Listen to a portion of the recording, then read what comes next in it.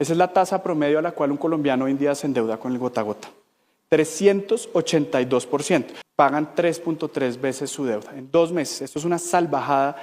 La tasa de usura, que en este momento, como está concebida, está generando exclusión. Somos un país informal con poco acceso al crédito. Yo no puedo pararme acá y mostrarles las cifras que les vamos a mostrar sin decirles que en Colombia la tasa de usura fracasó. Esto es un problema de Estado, esto es un problema de nación. Eso para nosotros, y tenemos que decirlo porque es una verdad como un puño, es absolutamente inmoral.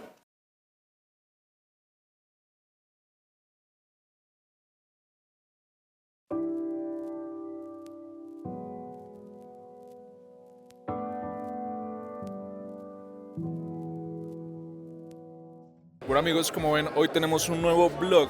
Nos invitaron a un evento sobre el impacto de la tasa de usura en Colombia.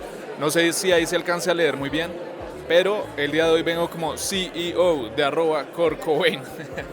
Me parece chistoso que me hayan puesto así, pero bueno, gracias a Colombia Fintech por la invitación. Veo que aquí está presente Mejor CT, Nu, Adi, marcas chéveres, Banco Falabella. Perdona, interrumpo al Simón del pasado unos breves segundos. Durante el video van a ver una disminución en la calidad del video porque tuve que cambiar a la cámara del celular. Se me acabaron las pilas de la cámara, lo siento, esta era una breve interrupción. Ya continuamos. Creo que lo que van a hablar el día de hoy es como el tema de la exclusión en Colombia, sobre todo el tema de la exclusión financiera. Me imagino que el impacto de la tasa de usura se refiere a todo el tema de que muchas personas en Colombia no tienen acceso al crédito el día de hoy y hay quienes dicen, tienen la postura, digamos que yo podría entrar ahí, que esto puede ser dado a que existe la tasa de usura, ya que hay muchos países donde no existe la tasa de usura, pero también está la postura de quienes dicen que si existe la tasa de usura, las entidades financieras podrían aprovecharse de esto para cobrarnos una tasa altísima a todos. En un escenario ideal, lo que yo pienso es que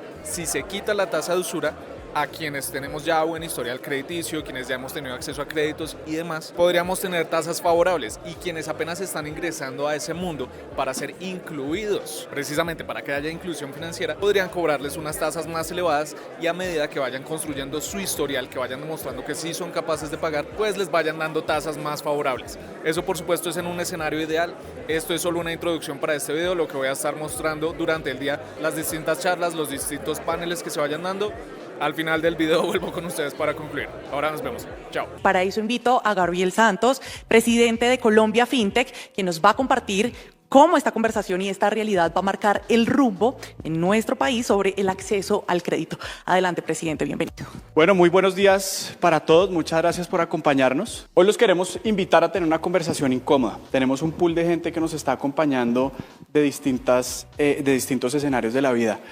Personas para las cuales esto es muy obvio, personas usualmente de la academia, donde esto se ha estudiado de una forma persistente, personas del sector financiero, tanto tradicional como del sector financiero innovador, fintechs a las cuales representamos, que han entendido este problema desde la génesis, desde los años 70, donde se empezó a volver excesivamente robusto, pero también tenemos personas que pueden cuestionarse esto como algo beneficioso, que pueden no necesariamente entender nuestras propuestas de liberalizar la tasa de usura como algo beneficioso para la mayoría de la gente, pero también tenemos jóvenes interesados en conocer cómo podemos mejorar nuestro país, cómo podemos profundizar el acceso al crédito, y eso pasa por tener conversaciones incómodas. Y ahí llega nuestro primer aliado, llega Nu, se nos acerca, esto fue hace casi 18 meses, levanta la mano y empezamos a pensar cómo podíamos volver novedoso un estudio sobre la tasa de usura y su impacto en Colombia que nos llevara a mejorar sustancialmente la vida de los colombianos. Y eso es lo que les queremos presentar hoy, un estudio serio, levantando información en tiempo real, en un momento muy complejo para la economía colombiana, con un descenso el año pasado de manera agresiva de la tasa de usura, y poder haberlo analizado en la mano de mejores expertos como ANIF, que conocen el sector financiero, que conocen las dificultades, que conocen los retos que representa el sector financiero. Y hoy lo que queremos hacer a través de esta presentación y la presentación que llevará más adelante ANIF es mostrarles esa foto. Entonces, ¿por qué es necesario hablar de tasa de usura e inclusión financiera? Usualmente son dos palabras que no van de la mano, ¿sí? ¿Por qué creer que la tasa de usura de manera intuitiva genera o desincentiva la inclusión financiera? Y esto quisiera hablarles en términos generales, a pesar de que sea una obviedad para muchos, ¿qué es la tasa de usura? Genuinamente. La tasa de usura es una política de control de precios, punto, pura y dura, como muchas otras que se han aplicado en distintos segmentos de la economía. de la economía. ¿Y a qué llevan o por qué se crean, digamos, esas políticas de control de precios? Y debo decirlo, a pesar de que no nos gusten, son políticas bien intencionadas, que tienen detrás una decisión política de proteger a consumidores vulnerables del exceso de la oferta. Pero usualmente estas políticas bien intencionadas han llevado a consecuencias gravísimas, consecuencias de racionamiento, consecuencias de la imposibilidad de ofertar en un mercado regulado. Y ahora, ¿por qué llegamos nosotros a dar con este estudio? Este es, digamos, un abrebocas a lo que verán más adelante, pero es muy importante que ustedes tengan en cuenta qué es lo que tenemos detrás de esto, por qué fuimos tan agresivos y tan vocales en esto. Lo primero, el desconocimiento. Como les decía anteriormente, nos faltaba la mitad de la foto. El estudio sobre la oferta de crédito en Colombia se ha llevado a cabo de manera sostenida. Cómo las entidades financieras o las fintech le ofrecen crédito a las personas, en qué condiciones lo hacen, en qué condiciones lo dejan de hacer. Y eso representa el 35% de la foto. Pero no teníamos estudiado de una manera transparente ese 65% adicional. Es decir, nos hacía falta la voz de quienes no están en la incumbencia. Hoy en día ese 35%, como lo verán ustedes más adelante, son usualmente personas de altos ingresos, son usualmente personas que tienen activos para colateralizar sus créditos, son personas cuyo stock de la deuda representa de sobremanera, digamos, una participación en el mercado, y son personas que, para ser honestos, usualmente tienen acceso a el sector político, pueden conversar de manera frecuente con políticos elegidos popularmente o tienen acceso a los medios de comunicación. Uno de los deseos más importantes detrás de haber hecho este estudio es que tenemos un sueño como gremio y es ser la voz del 65% restante. Hoy en día queremos presentarles a ustedes esa foto diáfana de quiénes son ese 65% rentable, cómo se están endeudando por fuera del sector financiero, qué tasas están pagando, cuántas veces están repagando sus deudas y poder de alguna forma ofrecerle una voz a esas personas que no tienen acceso a nosotros, a ese 35% adicional. Eso nos va a permitir a nosotros cerrar esa brecha de información para poder tener una discusión incómoda, una discusión de política basada en evidencia, pero evidencia completa, que tenga en cuenta la oferta, que tenga en cuenta la demanda, pero que tenga en cuenta datos de la sociedad realmente que nos contribuyan realmente a lo que queremos hacer. Y también para la gran mayoría de ustedes es obvio, pero el crédito es uno de los agentes transformacionales más importantes en la vida de las personas y de las empresas en el país. Poder tener acceso al dinero de mañana, al costo de hoy, poder hacer inversiones para mejorar las condiciones de vida, poder tener acceso a capital que nos permita solventar una emergencia en un momento indeseado, es uno de los ítems más importantes para permitirle a las personas el mejoramiento o poder prevenir cualquier tipo de riesgo en un momento determinado. Como lo decíamos ahorita, esta es una de las cifras que nos lleva a este estudio. Esta es una cifra de la Banca de las Oportunidades, según la cual solo el 35.3% de los colombianos tienen acceso a crédito a través de una compañía formal en Colombia. Eso para nosotros, y tenemos que decirlo porque es una verdad como un puño, es absolutamente inmoral. Sobre todo cuando ustedes vean más adelante que quienes más estamos recibiendo esos créditos son para quienes menos transformacional resulta ser este elemento que debería estar de alguna forma generando crecimiento empresarial en la base de la pirámide, debería estar generando un cambio sustancial del mejoramiento de vida de las personas más vulnerables, pero tristemente esa foto del 65% que les vamos a presentar hoy nos dice todo lo contrario. ¿Y qué pasa cuando las personas y las empresas no acceden al crédito? Y eso es una de las grandes preguntas que nos hicimos que les vamos a contestar hoy.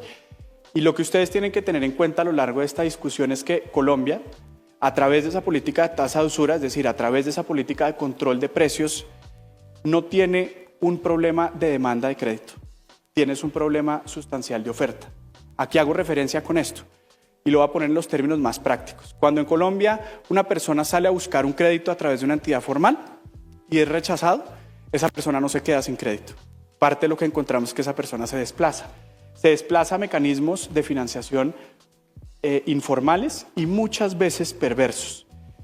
Mecanismos que, como verán ustedes en estos datos, representa casi que un encadenamiento al repago de una deuda, es decir, no tengo la capacidad de salir de estar pagando N veces una misma deuda, me genera acceso a fuentes de financiación muy pequeñas, es decir, no voy a lograr el capital que genuinamente requeriría para poder cambiar mi vida y no tengo la protección que se predica de pedirle un crédito a una entidad formal. Si ustedes le piden un crédito a una entidad, cualquiera de las que está acá arriba, van a poder reclamar sus derechos ante las distintas superintendencias, van a poder tener acceso a vías de reclamo legales para garantizar que el cumplimiento de las normas a la hora de ejecutar un crédito se dé. Cuando nosotros obligamos a que estas personas y estas empresas salgan de la formalidad y se endeuden con estos mecanismos alternativos, usualmente ilegales de financiación, los estamos mandando no solo, digamos, a tasas altísimas, como lo verán ahorita, sino los estamos mandando a condiciones muy precarias de vida, a gestiones de cobro abusivas y usualmente violentas, a acceder a esquemas de financiación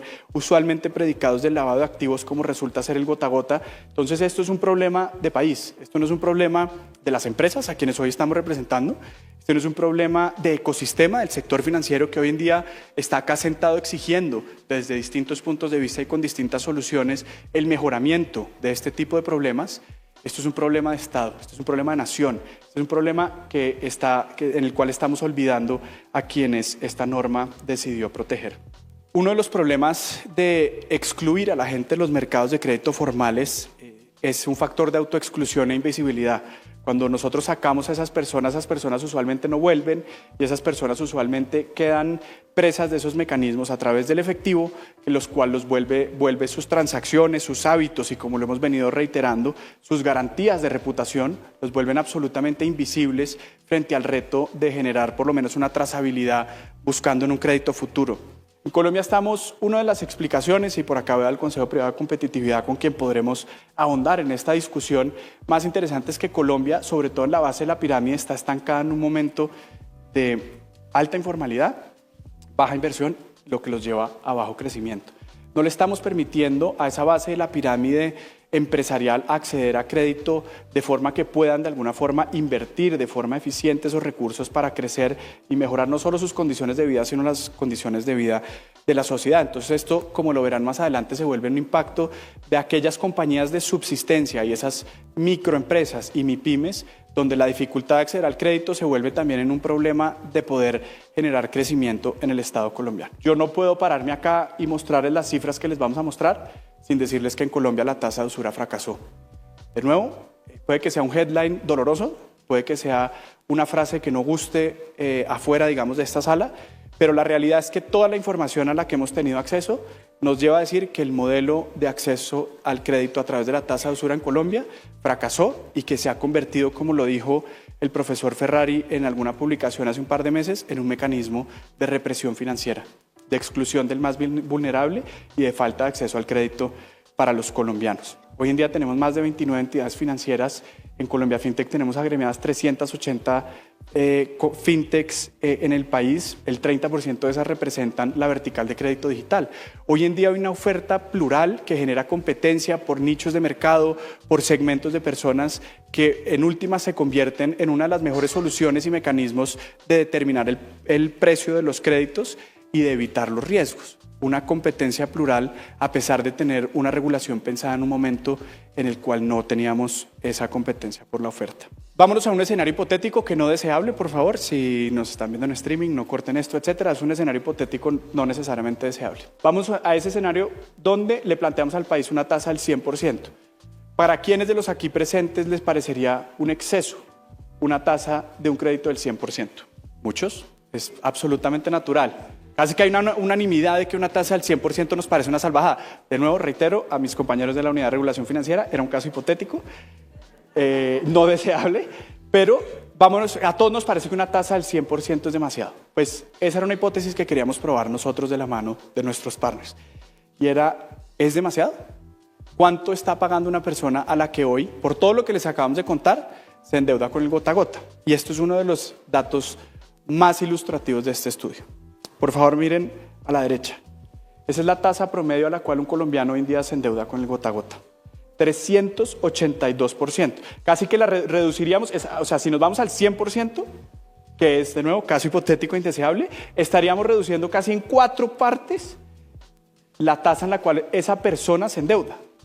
De nuevo, no es ideal, pero comparen esta para nosotros, una de las conclusiones puede que discursivas, esta es la tasa de usura del mercado. Esta es la tasa a la cual se están endeudando todas esas personas. Esa es la tasa real de endeudamiento de los colombianos y ya lo vamos a ver por empresas. Vemos también que hay una participación de otros mecanismos que nos llevan a ese escenario de baja inversión, alta informalidad y bajo crecimiento. Esquemas donde no necesariamente tienen acceso al capital ni a la protección del Estado, como mecanismos como las cadenas, lo que coloquialmente se puede llamar natilleras y otros esquemas distintos de ahorro y esquemas, digamos, de casas de empeño y otros esquemas altamente depredadores. Esto para nosotros es una foto no menor de ese 382, de ese 65%. Ahora lo vamos a ver distribuido por ingresos. Volvamos a ese escenario, 100% de tasa, pero ahora no somos una persona, sino somos una empresa. Somos una empresa dentro de lo que se conoce hoy en día como la economía popular, altamente vulnerable, con flujo de cajas poco flexibles. De nuevo les pregunto a ustedes, para ustedes, siendo esa empresa, ¿les parecería excesivamente costoso un crédito con una tasa de interés del 100%? ¿Para quién? Levanta la mano. Para todos. Suena, digamos, muy contraintuitivo. Esa empresa hoy en día se está endeudando con el gota a gota al 666.5%. Hay una reducción, o sea, si nos vamos a una tasa hipotética e indeseable del 100%, miren la reducción. Es decir, en el escenario empresarial, la depredación del gota a gota es sustancialmente más grave, tanto por esto y como verán por ahora con otros datos más adelante. Esos dos datos, 382 y 666%, era una de esas preguntas que nos hacíamos nosotros de esa foto adicional. ¿Cómo se endeuda un colombiano que no tiene acceso al sector financiero? Esto es muy importante de cara a cualquier tipo de discusión. Las personas que más están accediendo a esos créditos son las personas de más altos ingresos, que se ganan más de 4 salarios mínimos, la clase media y clase alta colombiana. Pero el 80% de los colombianos que está dentro de ese esquema de menos de 2 salarios mínimos o ese 95% de compañías MIPYMES en el país y lo que nosotros determinamos para este estudio, compañías de subsistencia, están accediendo a una depredación por parte del gota a gota. Y no podemos ser nosotros ingenuos que una parte no menor, que quizás no la única, pero una parte muy representativa de cómo estas empresas y estas personas llegaron a ser presos de esto fue por una política de control de precios que empezó con algo muy bien intencionado, pero que está desplazando a colombianos a unos mecanismos y poniéndolos en una condición de vulnerabilidad inmensa. Ahora queremos mostrarle por distribución de ingresos esa tabla. Entonces, un ejercicio que hicimos también es cómo podíamos nosotros llevar a entender muy bien la participación de los colombianos en ese esquema. Entonces, en la barra superior, colombianos que ganan más de 4 salarios mínimos, esos colombianos, digamos, dentro de la distribución colombiana son colombianos de altos ingresos. Y si ustedes pueden ver, hay un acceso inmenso al crédito, 64%. Acuérdense la cifra que les di ahorita, 35% de los colombianos tienen acceso al crédito. Pero si son de clase alta, casi que se duplica el acceso al crédito. Tenemos un problema por distribución de ingresos salvaje y hay una participación muy pequeña de esquemas de financiación alternativos. Ahora vámonos a la base de la pirámide, el 80% de los colombianos cuyos ingresos están por debajo de 2 salarios mínimos. La participación del sector financiero se vuelve muy pequeña, muy marginal y entramos en 2 mecanismos informales de crédito profundamente peligrosos. Lo que en inglés se denomina Friends and Family. En esto hemos podido revisar literatura de CIGAP donde hablan de la vulnerabilidad en la que ponemos a una persona cuando accede a un crédito a través del mecanismo familiar, pero sobre todo, por favor, miren esos colores adicionales de cómo acceden de forma diáfana al gota a gota. Hay una sobrerepresentación de los ingresos más bajos en el acceso a estos mecanismos informales, llegando a las personas más vulnerables, menos de un salario mínimo, informalidad cerca del 40% del mercado de crédito, informalidad absoluta, sin decir que en los otros no haya, y una informalidad de cerca del 24% para las personas de 1 a 2 salarios mínimos. Esto es un acceso inequitativo al crédito. Es decir, para las personas, como lo hablábamos anteriormente, para quienes este crédito resulta ser transformacional, son quienes menos acceso están teniendo a los mecanismos legales de financiación y por el contrario son quienes están sujetos o presos de esos mecanismos alternativos. Y vámonos al esquema de empresas. ¿Cómo se endeudan las empresas en Colombia? Vámonos con los últimos 3 renglones, las pequeñas, las micro y la subsistencia, teniendo en cuenta que esa categoría de subsistencia representa ese esquema, digamos, más vulnerable del tejido empresarial colombiano en la informalidad absoluta y con unos riesgos, digamos, inmensos. Podemos ver otra vez que se refleja que hay una sobrerepresentación de la empresa mediana en el acceso al crédito a través de un banco, y en la medida que vamos decreciendo, digamos, ese acceso a recursos de las compañías colombianas, vemos que hay una sobrerepresentación de los créditos informales. En esas economías de subsistencia donde tenemos tasas de ese 666%, hay una representación importantísima del gota a gota. Ese es el nicho al que deberíamos estar atacando como Estado, ese es el nicho que deberíamos estar persiguiendo de manera sustancial. Y fueron unos datos también que nos parecieron importantísimos compartir con ustedes, porque es un poquito refrenda esa tesis de que esas compañías que acceden a esos mecanismos informales de financiación son compañías que quedan presas de su deuda. Son compañías que no logran salirse de ese esquema ilegítimo de deuda y terminan trabajando no para pagar su deuda y poder subsistir, sino por el contrario terminan trabajando para pagar esa deuda. Este es un esquema en donde establecimos que las personas, imagínense esto, en 2 meses, pagan 3.3 veces su deuda. En 2 meses, esto es una salvajada, que en 2 meses esos mecanismos ilegales de financiación obliguen a que las personas paguen hasta 3.3 veces su deuda, y vemos que en la medida que los plazos eran más cortos, donde el gota a gota es usualmente más eficiente, donde el gota a gota llega, digamos, a esas personas en extrema vulnerabilidad, es donde más altos cobran los intereses y donde más veces terminan pagando su deuda. Pero de nuevo, en este país tenemos un problema inmenso con las empresas. En ese mismo caso, para las empresas terminan pagando 9.3 veces la deuda originalmente adquirida. Una empresa que se endeuda para pagar una deuda así es una empresa que no va a poder prosperar, una empresa que no tiene ninguna posibilidad de hacer una inversión material para mejorar sus condiciones, es una empresa que queda de alguna forma presa de la economía vecinal a la cual pueda atender casi que de subsistencia, pero es una empresa que no tiene una vocación de éxito, es una empresa que no puede generar crecimiento. Es una empresa que no puede generar bienestar, es una empresa que tiene una tasa de vida increíblemente bajita. Y en las empresas, inclusive, cuando veíamos que las personas, en la medida que pasaba el tiempo, se acomodaban en su deuda, en las empresas una deuda a 12 meses termina pagándose 7 veces. Eso es absolutamente impensable y eso, de nuevo, como lo decíamos ahorita, es absolutamente informal. Y este fue otro de esos hallazgos que iba muy en línea con toda la revisión de información de forma internacional. Y acá, de manera casi que muy bonita para el estudio, muy desafortunada para el país, el momento en el cual se levantó esta información coincidió con un descenso acelerado de las tasas de usura. Eso nos permitió a nosotros poder estudiar ese efecto de ese descenso acelerado de la tasa de usura en el mercado de crédito.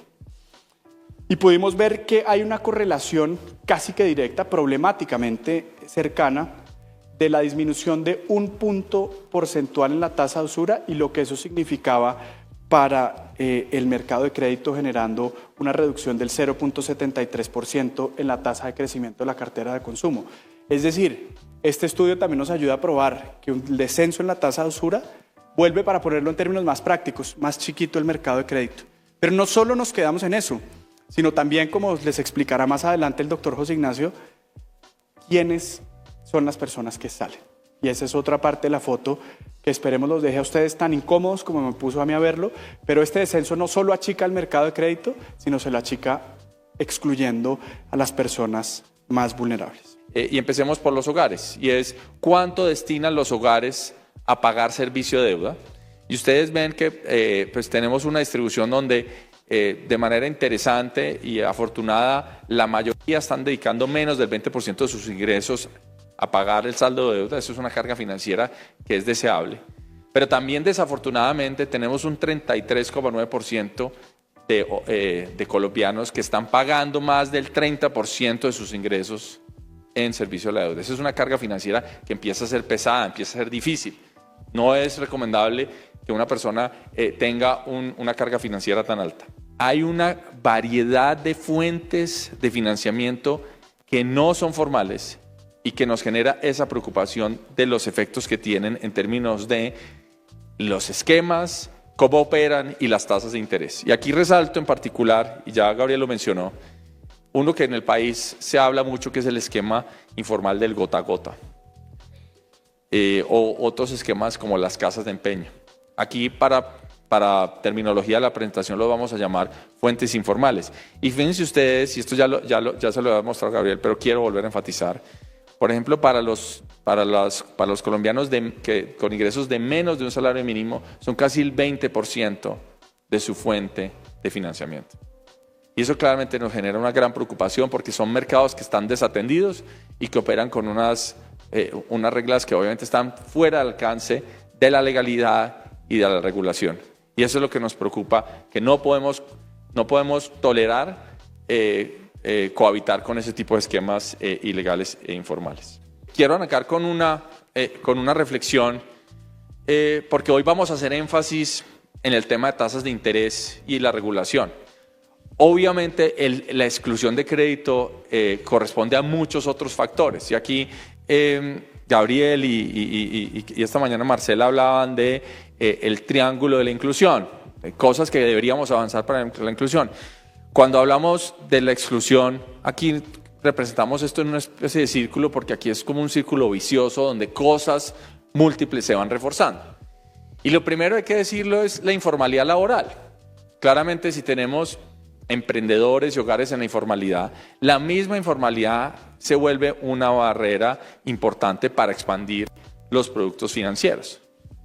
Y de hecho, pues nosotros en ANIF estudiamos mucho el tema del mercado laboral precisamente por eso, porque pues tenemos un mercado laboral predominantemente informal, y van a ver que en este círculo, digamos, vicioso de la exclusión, las cosas, todas estas razones se van reforzando.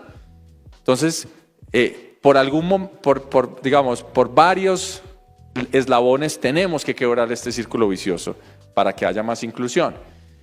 También es cierto que, por ejemplo, algunos productos de crédito están pensados en clientes más formales, y ahí también, y desde ahí venimos trabajando en eso, necesitamos pensar en innovación de productos financieros para tratar de tener productos que calcen mejor con este tipo de emprendimientos y con los patrones y con esta realidad de la informalidad laboral colombiana. En eso tenemos que avanzar.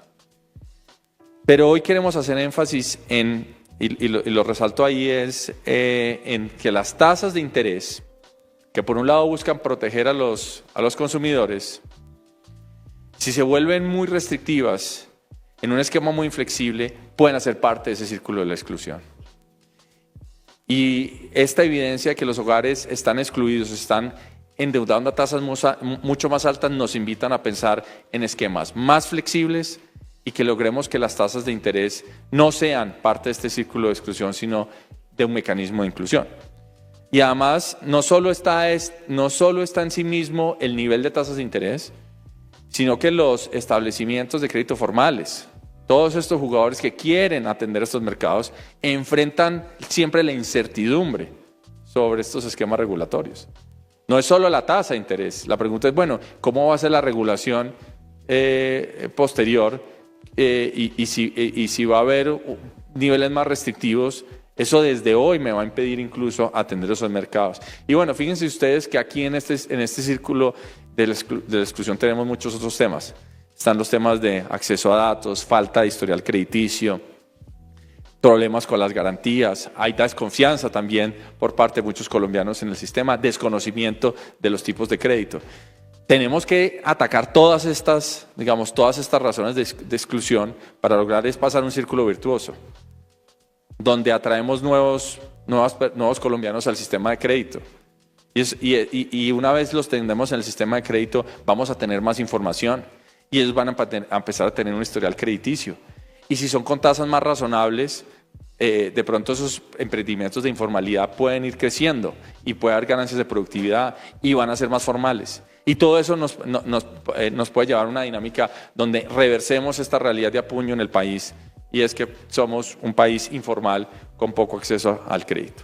Un tema que no es menor, y yo creo que esto es algo que es parte muy importante de la discusión, está relacionado con el tema de educación financiera. Nosotros en esta encuesta, y desde el punto de vista técnico, uno de los retos de esta encuesta era tratar de poner la encuesta en términos muy simples, con preguntas muy sencillas que nos permitieran inferir estas relaciones de crédito.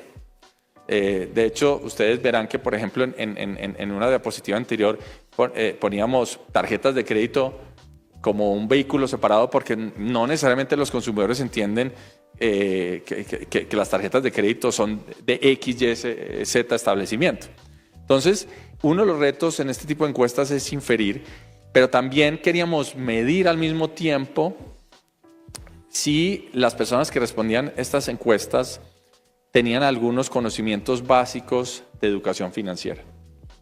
Porque claramente, si uno tiene esquemas informales de crédito, no regulados, y tiene unos consumidores que no entienden, por ejemplo, conceptos básicos de tasas de interés, pues esos consumidores van a ser presa fácil de los prestamistas. Otra propuesta que nosotros creemos que es muy importante y posible en el corto plazo es que en el 2023 el Gobierno Nacional reconoció 5 nuevas modalidades de crédito orientadas justamente a combatir el problema del gota a gota, a través del decreto 455-2023, donde justamente se reconocía que había que reconocer el papel de la tecnología y esquemas de innovación para irrigar esos recursos a los segmentos más vulnerables. Y por eso es que creemos que las restricciones actuales al otorgamiento de créditos a través de las tarjetas de crédito no tiene sentido. Y que para fomentar ese acceso a esas nuevas modalidades de crédito hay que considerar que se puedan otorgar a través de tarjetas de crédito o a través de cualquier sistema de tecnología. Y digamos que esta apuesta también tiene que ver con reconocer lo que es posible en el corto plazo y reconocer que las tarjetas de crédito tienen un potencial enorme de acercar a las personas a la bancarización y eliminar esos ciclos de exclusión que se perpetúan cuando se continúan estando en el gota a gota. Y frente a la metodología de cálculo del IBC, nuestra propuesta en ámbitos de generar una mejor construcción de política pública es que ese proceso pase por un proceso de transparencia e intercambio de ideas y que, por ejemplo, esa metodología pudiera ser publicada a través de una resolución, simplemente con el ánimo de generar mayores discusiones, mayor transparencia y que esa construcción de la política pública participen múltiples actores y que justamente se debatan las ideas y los efectos que puede tener esos cambios en la metodología. Y bueno, reconociendo que vamos un poco atrás en el horario, esa es la hoja de ruta que les queremos presentar hoy y que esperamos que motive las discusiones que van a seguir en lo que resta de la agenda de hoy. Muchas gracias. Bueno, el rol de la regulación, para no repetir, yo diría que es, a nivel más conceptual, es promover la competencia y acercar la regulación a la innovación, muy resumido. Retos que tenemos muchos, voy a mencionar algunos. Primero, es que este es un mercado todavía tremendamente concentrado. 5 entidades en este país concentran el 80% de casi cualquier métrica que ustedes se puedan imaginar. Entonces, vuelvo a mi punto número 1. El rol de la regulación debería ser abrir ese mercado y democratizarlo mucho más. Y el tercero, que ya lo hemos venido discutiendo durante la mañana, es la tasa de usura, que en este momento, como está concebida, está generando exclusión. Y oportunidades pues tenemos muchas. Tenemos la oportunidad de dar la vuelta a esos retos. En NUBE hemos venido hablando del triángulo de la inclusión como mecanismo para que Colombia pueda dar un salto hacia la inclusión financiera y la economía popular. Este triángulo evidentemente tiene 3 lados. Uno es las finanzas abiertas, como bien lo mencionaba el profesor, que es fundamental para ese triángulo de la inclusión porque necesitamos simetría en la información y simetría en los datos, como lo mencionaba José. La segunda es la democratización de los pagos. Los pagos son tremendamente concentrados en este país y necesitamos democratizarlos. Y hemos venido avanzando súper bien bajo el liderazgo del Banco de la República con el desarrollo de Breve, que es el sistema de pagos inmediatos que se lanza en el país a finales de este año. Y la tercera punta de ese triángulo es la tasa de usura, que evidentemente es la que nos convoca hoy porque es donde nos falta más acción. Esa tasa de usura nació hace muchísimos años, en los años 90, como un mecanismo de protección y hoy está siendo un mecanismo de exclusión. Entonces está excluyendo a los que intentaba proteger. Entonces desde NUBE hemos venido impulsando este concepto del triángulo de la inclusión porque se necesitan las 3 cosas, no solamente una, se necesitan las 3 y la usura es la que, digamos, va más atrasada y hemos apoyado muy decididamente este estudio porque creemos en la importancia de empujar estas conversaciones para que el país pueda dar ese salto en inclusión financiera. Para terminar este video quiero agradecer nuevamente a Colombia Fintech por haberme tenido como invitado. Definitivamente es muy interesante ver cómo estos ponentes abordan el tema de la tasa de usura, pero también entender que una consecuencia de la tasa de usura es todo el tema de la informalidad en los préstamos en Colombia. Pero ¿cómo acabar con esto si se dice que el quitar la tasa de usura precisamente haría que las entidades financieras se aprovecharan de esto? Que le pudiesen cobrar la tasa que le dé la gana a quien quieran. Pero al mismo tiempo acabar con la tasa de usura sería una posible solución a acabar con esta informalidad. En un escenario ideal, en un escenario hipotético, y yo sé que lo que piensen no es lo que el gobierno va a llegar y decir como, hey, sí, hagámosle caso a Simón. Él tiene toda la razón. Eso se puede implementar como él dice, porque no debe ser así de sencillo. Y pues porque también, porque el gobierno habría de hacerme caso a mí. Pero en un escenario donde dejase de existir la tasa de usura, lo ideal sería a los que tienen buenos comportamientos de pago, se les premia con una menor tasa. Tasas incluso más cercanas al 20% que al 30%. A quienes no han tenido tan buenos comportamientos de pago, pero de todas maneras no son deudores morosos, cobrarles una tasa ligeramente más alta, que podría ser superior al 30%, pero inferior al 40%. Y a deudores morosos y a quienes nunca hayan tenido acceso a créditos, darles una tasa más alta, darles la posibilidad de que se prueben a sí mismos, de que demuestren que pueden tener buenos comportamientos de pago y que la tasa les vaya disminuyendo poco a poco.